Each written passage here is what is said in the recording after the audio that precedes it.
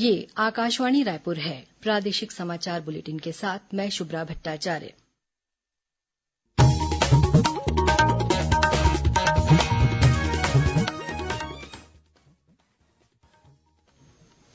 और अब पेश है आज के मुख्य समाचार। प्रधानमंत्री नरेन्द्र मोदी ने आज वीडियो कॉन्फ्रेंसिंग के जरिये विभिन्न राज्यों के मुख्यमंत्रियों के साथ कोरोना संक्रमण की रोकथाम के लिए किए जा रहे उपायों की समीक्षा की। छत्तीसगढ़ के प्रवासी श्रमिकों और विद्यार्थियों सहित करीब 1200 लोगों को लेकर गुजरात से पहली विशेष ट्रेन आज बिलासपुर रेलवे स्टेशन पहुंची। पूर्व मुख्यमंत्री अजीत जोगी की स्थिति अभी भी चिंताजनक बनी हुई है। विशेषज्ञ डॉक्टरों की टीम श्री जोगी के स्वास्थ्य की लगातार निगरानी कर रही है। और बीजापुर जिले में आज माओवादियों के साथ मुठभेड़ में सीआरपीएफ का एक जवान शहीद।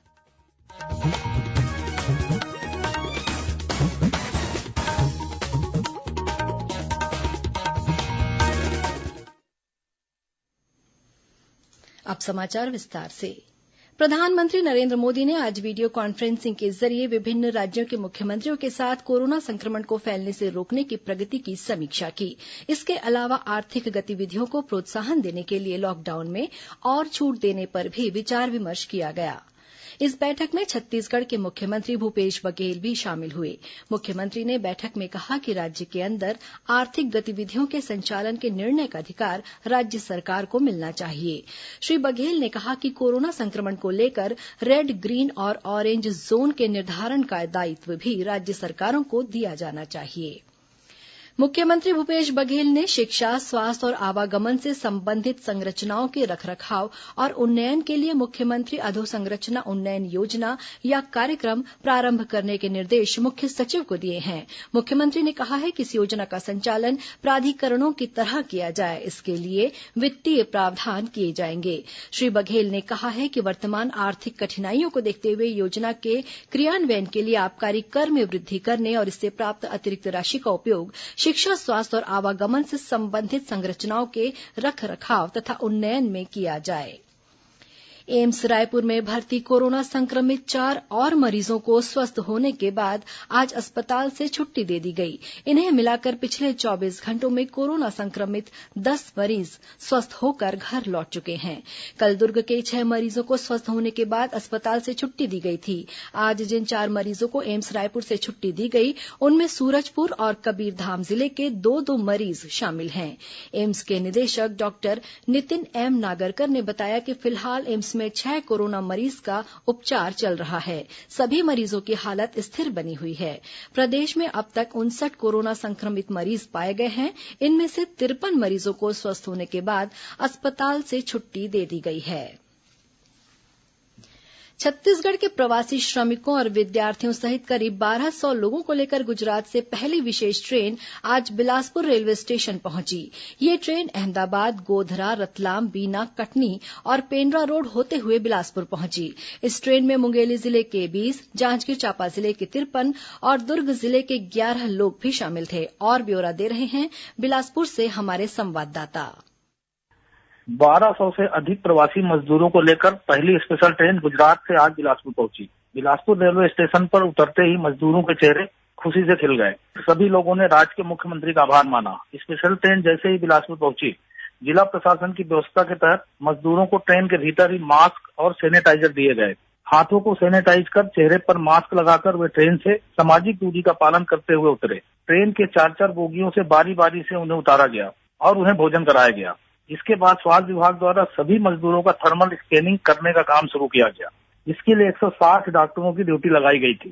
टेस्ट के बाद सभी मजदूरों को उनके गृह गांव में रवाना किया गया। मजदूरों को गांव के बाहर बनाए गए क्वारंटाइन सेंटर में 14 दिनों के लिए रखा जाएगा। संदिग्ध लोगों को आइसोलेशन सेंटर में भेजा जाएगा, जिसके लिए 1260 बिस्तरों वाले 17 आइसोलेशन सेंटर बनाए गए हैं। रवि शुक्ला, आकाशवाणी समाचार, बिलासपुर। इसी तरह लिंगापल्ली तेलंगाना से एक श्रमिक स्पेशल ट्रेन कल सुबह 11 बजे बिलासपुर पहुंचेगी। ये ट्रेन आज रात 8 बजे तेलंगाना से चलेगी, जो बल्लाशाह और गोंदिया से होते हुए बिलासपुर आएगी। वहीं पंजाब के पठानकोट से एक श्रमिक स्पेशल ट्रेन चांपा आएगी। इस ट्रेन में कोरबा और रायगढ़ जिले के श्रमिक भी आएंगे। इसके अलावा रायपुर रेलवे स्टेशन में 13 मई को लखनऊ से सुबह 9 बजे श्रमिकों को लेकर स्पेशल ट्रेन पहुंचेगी। अलग अलग राज्यों से कुल 4 ट्रेनें रायपुर आएंगी। इस बीच राज्य सरकार ने अन्य राज्यों में फंसे छत्तीसगढ़ के श्रमिकों, छात्रों, संकट में पड़े लोगों और चिकित्सा की जरूरत वाले व्यक्तियों की वापसी के लिए 15 स्पेशल ट्रेन चलाने की योजना बनाई है। ट्रेनों का संचालन चरणबद्ध तरीके से किया जाएगा। ट्रेनों में आने के लिए लोगों को राज्य सरकार द्वारा जारी लिंक में ऑनलाइन रजिस्ट्रेशन कराना अनिवार्य होगा। राज्य सरकार ने ऑनलाइन रजिस्ट्रेशन के लिए लिंक भी जारी किया है। छत्तीसगढ़ वापसी के इच्छुक व्यक्ति cglabor.nic.in/COVID-19 मिग्रेंट रजिस्ट्रेशन सर्विस e.aspx में जाकर रजिस्ट्रेशन करा सकते हैं। इसके अलावा हेल्पलाइन नंबर 0771 244 3809 और 9109 84999 भी जारी किया गया है। इस बीच भारतीय रेलवे ने कल से यात्री रेलगाड़ियों की सुविधा शुरू करने की घोषणा की है। शुरू में 15 जोड़ी रेलगाड़ियां चलाई जाएंगी। ये रेलगाड़ियां नई दिल्ली से डिब्रूगढ़, अगरतला, हावड़ा, पटना, बिलासपुर, रांची, भुवनेश्वर, सिकंदराबाद, बेंगलुरु, चेन्नई, तिरुवनंतपुरम, मड़गांव, मुंबई सेंट्रल और अहमदाबाद के लिए रवाना होंगी। छत्तीसगढ़ के लिए भी एक ट्रेन नई दिल्ली से बिलासपुर आएगी। आधिकारिक जानकारी के मुताबिक इन ट्रेनों में आरक्षण के लिए बुकिंग आज शाम से शुरू हो गई है। बुकिंग केवल IRCTC की वेबसाइट के जरिए की जा सकेगी। रेलवे स्टेशनों पर टिकट बुकिंग काउंटर पर कोई भी टिकट जारी नहीं किया जाएगा। केवल वैध कंफर्म टिकट वाले यात्रियों को ही रेलवे स्टेशनों में प्रवेश करने की अनुमति होगी। यात्रियों को फेस कवर या मास्क लगाना अनिवार्य है और उन्हें अपनी स्क्रीनिंग करानी होगी। केवल उन्हीं यात्रियों को ट्रेन में चढ़ने की अनुमति होगी जिनमें कोरोना का कोई भी लक्षण नहीं होगा। प्रादेशिक समाचार आप आकाशवाणी रायपुर से सुन रहे हैं।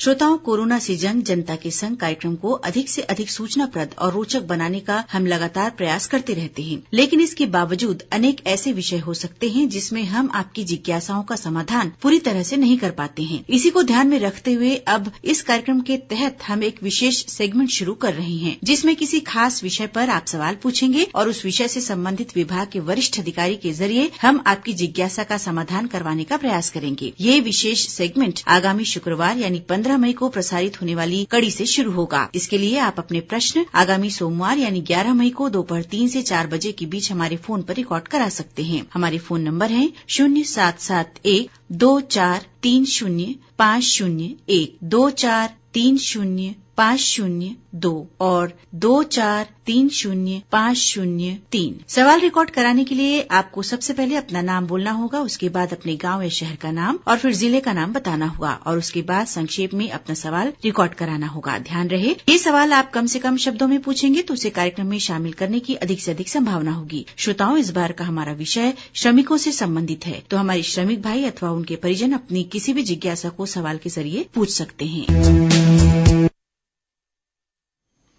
और अब आगे बढ़ते हैं बाकी के समाचारों की ओर।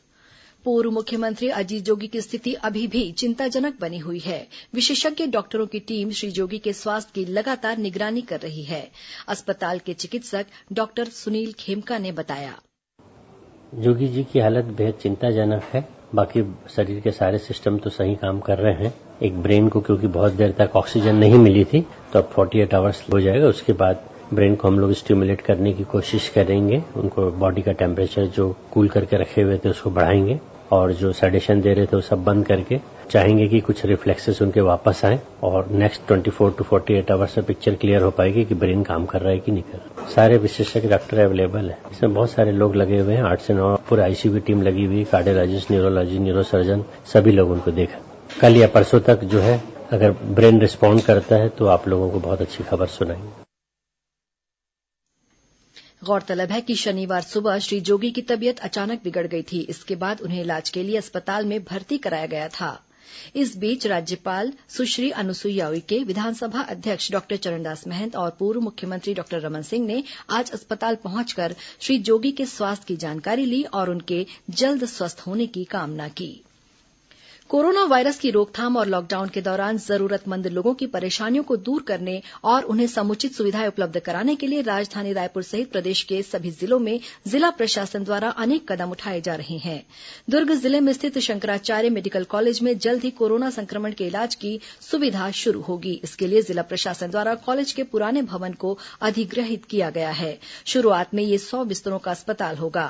इधर कोरिया कलेक्टर ने लॉकडाउन के दौरान जिले में निर्धारित शर्तों के अनुरूप आवश्यक गतिविधियों की अनुमति प्रदान की है। इसके तहत कपड़ा, जूता, पेंट, प्लाई, मोबाइल, फर्नीचर और ट्रेडिंग मटेरियल की दुकानें संचालित की जा सकेंगी। इन दुकानों का संचालन सुबह 9 बजे से शाम 4 बजे तक किया जा सकेगा।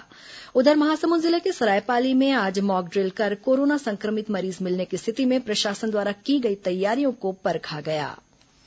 आकाशवाणी रायपुर का प्रादेशिक समाचार एकांश कोरोना महामारी से निपटने के लिए किए जा रहे प्रयासों पर एक विशेष कार्यक्रम प्रस्तुत कर रहा है। कोरोना से जंग जनता के संग नाम के इस विशेष कार्यक्रम की 12वीं कड़ी कल सुबह 10:30 बजे से प्रसारित की जाएगी। इसे छत्तीसगढ़ स्थित आकाशवाणी के सभी केंद्र सुबह 10:30 बजे एक साथ रिले करेंगे।